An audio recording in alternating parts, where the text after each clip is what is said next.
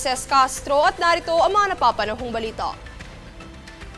Hinimok ng DILG ang lahat ng LGU na ipatupad ang Electronic Payment and Collection Systems o EPCS para sa mas mabilis, ligtas at transparent na paniningil ng buwis at bayarin. Kasabay ng panawagang ito ay pinapalalahanan ng mga LGU na sumunod sa mga patakaran ng COA, BSP at Data Privacy Act upang mapanatili ang integridad ng sistema. Bagaman isinusulong ang digital na sistema, nilinaw ng DILG na dapat pa rin tanggapin ang bayad sa cash upang manatiling bukas sa lahat ang serbisyo.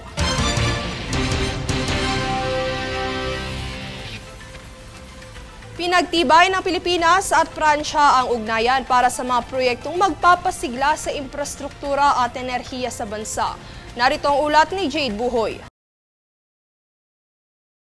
Nagsagawa ng makabuluhang pulong ang delegasyon ng Pilipinas kasama ang mga opisyal mula sa French Treasury at Agence Française de Développement o AFD upang talakayin ang mga posibleng larangan ng pamumuhunan.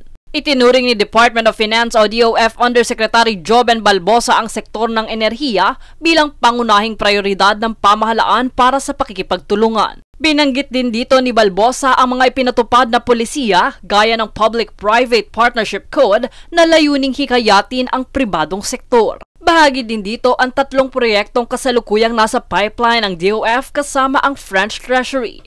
Ito ay ang pagbili ng 40 fast patrol crafts, ang Accelerated Bridge Construction Project at ang Panglao-Tagbilaran Offshore Bridge Connector. Kasama din dito ng DOF sina Department of Budget and Management o DBM Secretary Amena Pangandaman at DepDep Secretary Arsenio Balisacan. Samantala, pinangunahan naman ng Deputy Assistant Secretary ng French Treasury na si Shanti Babin at ng AFD Deputy CEO na si Bertrand Walconer ang delegasyon ng France. Layunin ng pagpupulong na tukuyin ang mga konkretong hakbang para sa matatag at inklusibong paglago ng ekonomiya sa bansa.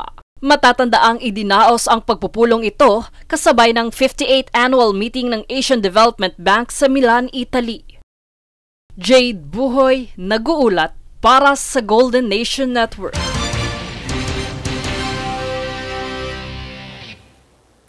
Ipagbabawal na ni Commission on Elections o COMELEC Chair George Erwin Garcia sa susunod na accreditation ang paggamit ng mga sikat na pangalan ng ayuda, event, personalidad o titulo ng palabas sa pagbuo ng isang party list group.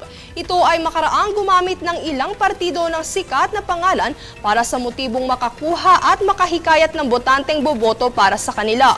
Pagdidiin ni Garcia, ang pangalan ay kailangan ng patungkol sa kanilang ipinaglalaban, sektor na nire-representa o advokasya.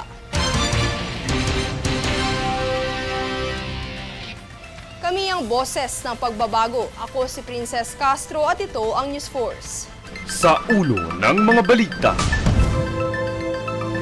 DOH tiniyak na walang dapat ikaalarma sa kabila ng pagtaas ng kaso ng COVID-19 sa Southeast Asia.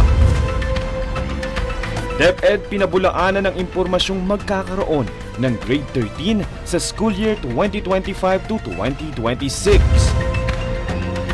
COMELEC iginiit na walang budget para sa pagsasagawa ng manual recount ng mga balota. Usang namataan sa tuktok ng Mount Pulag, nasa kustodiya na ng DENR. BFAR Mimaropa naghatid ng 60,000 tilapia fingerlings sa Sablayan Prison Lake. At coin deposit machines ititigil na sa Hunyo. Patas at pantay na balita, komprehensibong ulat para sa pulso ng masa. Ito ang News Force.